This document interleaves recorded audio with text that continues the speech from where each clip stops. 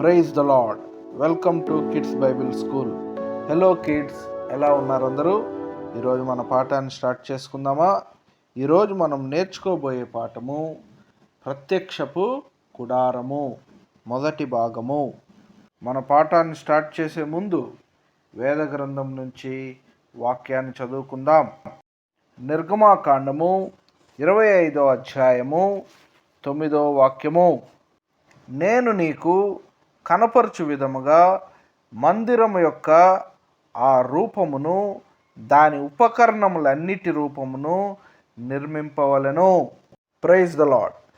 Kids, మనము ముందు పాఠంలో ఏమి నేర్చుకున్నామంటే కాలములు బహువిధములుగా విభజింపబడ్డాయని, అందులో చివరి కాలమైన కడపటి నిత్యము ఎప్పుడు స్థాపింపబడుతుందని, ఆ కడపటి నిత్యంలో రాత్రి అయినను, శాపమైనను, దుఃఖమైనను, ఏడుపైనను, వేదనైనను ఇక ఉండదని, అసహ్యమైన వాటిని కనపరచు ఏదియు ఆ నిత్యరాజ్యంలో ఉండదని, నిత్యానిత్య కాలము ఆ నిత్యరాజ్యము తండ్రి అయిన దేవునికి అప్పగింపబడిన గనక ఆయన నిత్యమును ఏలనై ఉన్నాడన్న విశేషాలన్నిటినీ మనము ముందు పాఠంలో తెలుసుకున్నాము.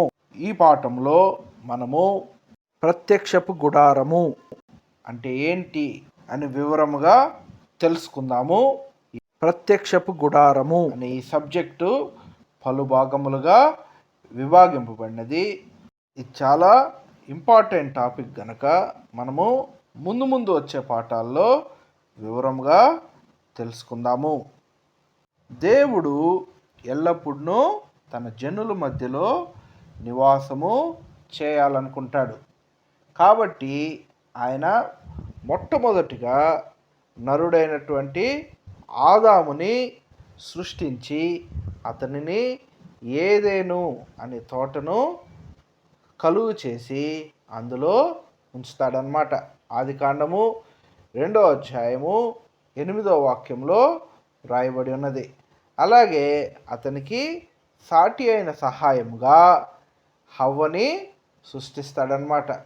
దేవుడు ప్రతిదినము వీరిని తోటలో కలుసుకునేవాడనమాట. వీరు దేవుని యొక్క సాన్నిహిత్యంలో, దేవుని యొక్క సహవాసములో పాలిభాగస్తులుగా ఉండి సాటిలేని భాగ్యవంతులుగా ఉన్నారన్నమాట. ఈ విధముగా దేవుడు మనుషునితో నివాసము చేయుచు వచ్చాడనమాట. అయితే మనుషుడు తన అవిధేయత వలన పాపంలో పడిపోయినప్పుడు దేవునితో ఉన్నటువంటి సహవాసమును, దేవునితో ఉన్నటువంటి సాన్నిహిత్యమును కోల్పోయి తోటలో నుంచి త్రోసివేయబడతాడనమాట.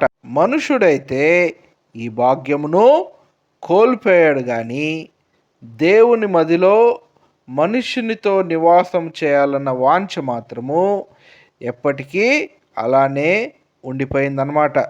ఆ వాంఛ కలిగిన దేవుడు తన వాంఛను అబ్రహాము ద్వారాను అతని సంతతి వారి ద్వారాను నెరవేర్చుకొనుటకు ఒక గుంపు జనాంగమును వారి వంశంలో నుంచి కలుగు చేసి వారిని దేవుని జనాంగముగా ప్రత్యేకపరిచి 400 సంవత్సరములు ఐగుప్తు దేశంలో దాస్యత్వంలో ఉన్నప్పటికీ ఆ బానిసత్వం నుండి వారిని విడిపించి వారిని ప్రత్యేకపరిచి దేవుడు వారితో నివాసం చేయాలన్న వాంఛను మోషే ద్వారా ఐగుప్తి బానిసత్వం నుండి ఆ జనులను విడిపించి అరణ్య మార్గంలో వారిని తోడుకొని వచ్చి దేవుడు తన ప్రజలతో నివసించగోరుచున్నాడు గనక ఆ అరణ్యములో దేవుని కొరకు ఒక పరిశుద్ధ స్థలమును ప్రత్యేకపరిచి ఉంచవలనని దేవుడు మోషే ద్వారా తన ప్రజలకు ఆజ్ఞాపిస్తాడనమాట. ఆ విధముగా తను కోరినటువంటి, అంటే జనులతో, మనుషునితో తన నివాసము ఉండాలని దేవునికి ఉన్నటువంటి కోరిక గనక ఆ విధముగా ఇశ్రాయేల్ ప్రజల మధ్యలో ఆయన నివాసం చేయుటకు తన ప్రణాళికను ఏర్పరుస్తాడనమాట. అయితే దేవుని యొక్క నివాసము జనుల మధ్యలో ఉండాలి అంటే అతనికి ఒక ప్రత్యేకపరచబడిన స్థలము కావాలను గనక ఆ ప్రత్యేకపరచబడిన స్థలమే ఈ ప్రత్యక్షపు గుడారమై ఉన్నదన్నమాట. సీనాయి కొండ మీదకి మోషే వెళ్ళినప్పుడు ఈ ప్రత్యక్షపు గుడారం యొక్క నమూనాను, అంటే దాన్ని ఏ విధంగా తయారు చేయాలన్నటువంటి స్కెచ్ని దేవుడు అక్కడ మోషేకి 40 దినములు 40 పగళ్ళు 40 రాత్రులు దేవుని యొద్ద మోషే ఉండి ఆ మ్యాప్ని, ఆ స్కెచ్ని తయారు చేసుకొని తిరిగి కిందకు వచ్చి దేవుని కొరకు దానిని ఏర్పాటు చేస్తాడనమాట. అదేవిధంగా దేవుడు ప్రస్తుతపు సంఘమును గూర్చి తన సంకల్పమును ఈ భూ సంబంధమైన శరీర ప్రకారమైన బంధములను విడిచిపెట్టి తన కొరకు ప్రత్యేకపరచబడిన వారిగా ఆయన సన్నిధిలో జీవించున్న అపోస్తులకు బయలుపరుస్తున్నాడనమాట. నిర్గమాకాండము 36వ అధ్యాయము 1వ వాక్యము మరియు 2వ వాక్యములు మనం చదువుకున్నట్లయితే ఈ ప్రత్యక్షపు గుడారం నిర్మించు ప్రతి పని ఎవరికి దేవుడు జ్ఞానం ఇచ్చాడు అంటే బెసలేలునకును అహోలియాబునకును విశేషమైన జ్ఞానము దేవుడు అనుగ్రహిస్తాడనమాట. వారు ఈ పనిని ప్రారంభించి ముగిస్తారనమాట.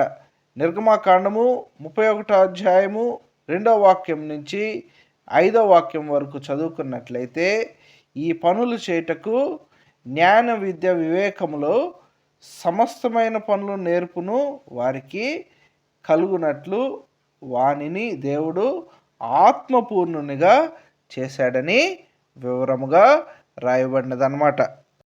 నిర్గమాకాండము 25వ అధ్యాయము 2వ వాక్యంలో చదువుకున్నట్లయితే ఈ ప్రత్యక్షపు గుడారము తయారు చేయుటకు ఇశ్రాయేలీల ప్రజలు మనఃపూర్వకముగా తమ కానుకలు అర్పించారని, ఆ కానుకల ద్వారా ఈ పనులు ప్రారంభించి ముగించారని వ్రాయబడి ఉన్నదన్నమాట.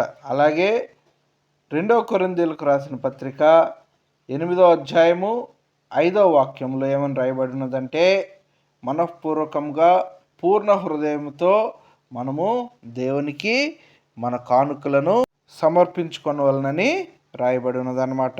ప్రత్యక్షపు గుడారము దేనికి ఛాయగా సాదృశ్యముగా ఉన్నది అంటే మొట్టమొదటిగా మనం చూసినట్లయితే యోహాను సువార్త 1వ అధ్యాయము 14వ వాక్యం చదువుకున్నట్లయితే ఈ ప్రత్యక్షపు గుడారము ప్రభువు అయిన యేసుక్రీస్తునకు సాదృశ్యముగా ఉన్నది.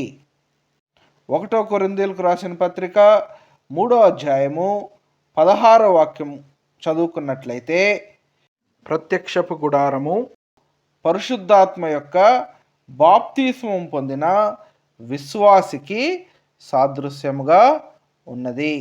అలాగే 1వ కొరింథీయులకు రాసిన పత్రిక 3వ అధ్యాయము 9వ వాక్యం చదువుకున్నట్లయితే ఇంకను ఎఫెసీయులకు రాసిన పత్రిక 2వ అధ్యాయము 19వ వాక్యం నుంచి 22వ వాక్యం వరకు చదువుకున్నట్లయితే ప్రత్యక్షపు గుడారము పరిశుద్ధాత్మ యొక్క బాప్తిసం పొందిన సంగమునకు సాదృశ్యముగా ఉన్నది. అలాగే ప్రకటన గ్రంథము 21వ అధ్యాయము 1వ వాక్యం నుంచి 3వ వాక్యం వరకు చదువుకున్నట్లయితే ఈ ప్రత్యక్షపు గుడారము నిత్య నివాస స్థలములు అనగా నూతన యెరూషలేము, క్రొత్త ఆకాశము, క్రొత్త భూమికి సాదృశ్యముగా ఉన్నది. Praise the Lord. ఇప్పుడు ఈ ప్రత్యక్షపు గుడారం యొక్క నమూనా ఏ విధముగా ఉన్నది అంటే ఈ ప్రత్యక్షపు గుడారములో 3 ముఖ్యమైన విభాగములు ఉన్నవన్నమాట. అవేవంటే మొట్టమొదటిగా బయట ఆవరణము, రెండవది పరిశుద్ధ స్థలము, మూడవ విభాగం ఏంటంటే అతి పరిశుద్ధ స్థలము. ఈ 3 విభాగములు లేక ఈ 3 స్థలములు ఏ విధంగా వేరు చేయబడినవి అంటే తెరలతో వేరు చేయబడినవి అన్నమాట. ఈ బయట ఆవరణంలోను పరిశుద్ధ స్థలములోను యాజకులు వెళ్ళి సేవ చేయగలరు, కానీ అతి పరిశుద్ధ స్థలంలోనికి మాత్రము ప్రధాన యాజకుడు ఒక్కడే ప్రవేశించగలడు. అతి పరిశుద్ధ స్థలంలోనికి మిగతా యాజకులకు ప్రవేశము లేదు. బయట ఆవరణములో పనిచేయుటకును యాజకులకును ప్రధాన యాజకునికి పరిచర్య చేయుటకు లేవీయులకు అనుమతి కలిగి ఉన్నది. ఈ ప్రత్యక్షపు గుడారం యొక్క నమూనా మనం చూసుకున్నట్లయితే ఈ ప్రత్యక్షపు గుడారంలోకి ప్రవేశించుటకు ఒకే ఒక ద్వారము ఉన్నదన్నమాట. ఈ ద్వారము మన నూతన నిబంధన కాలంలో ఎవరికి సాదృశ్యముగా ఉన్నది అంటే మన ప్రభు అయిన యేసుక్రీస్తునకు సాదృశ్యముగా ఉన్నది. మన ప్రభు అయిన యేసుక్రీస్తు ద్వారానే ఎవరైనను నిత్య మార్గంలోనికి ప్రవేశించగలరని దీని యొక్క అర్థమై ఉన్నది. ఇది కిడ్స్ ప్రత్యక్షపు గుడారం యొక్క కొద్దిపాటి జ్ఞానము. ఈ ప్రత్యక్షపు గుడారం గురించి మనము పూర్తిగా మన ముందు పాఠాల్లో వివరంగా తెలుసుకుందాము.